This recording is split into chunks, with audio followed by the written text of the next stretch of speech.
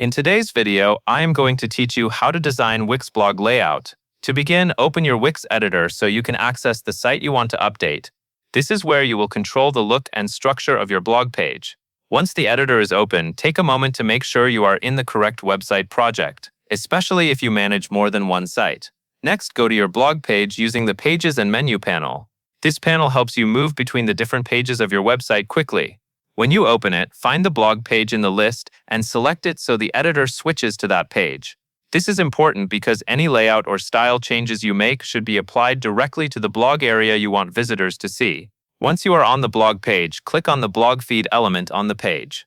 The blog feed is the main section that displays your blog posts. Selecting it will bring up a floating menu with several options for editing and customization. Make sure the full blog feed is selected, not just a single text box or image inside the section. After that, click the Settings button in the floating menu. This opens the control panel for the blog feed and gives you access to the main layout options. Inside these settings, select the Layout tab. This is where you choose how your blog posts are arranged on the page. You can now choose a design that fits the style of your website. For example, you might select a side-by-side layout for a clean and balanced look, a magazine layout for a more editorial style, or a grid layout if you want a structured and modern presentation. As you switch between these options, pay attention to how the post images, titles, and spacing appear, since layout choice can affect both readability and visual impact.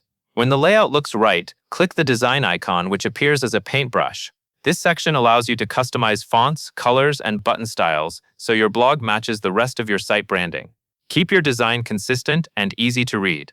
Clear fonts and simple color choices usually create the best user experience. Finally, click Publish to save your changes and make them live on your website. This step is essential because your updates will not appear to visitors until the site is published. That covers everything you need to know.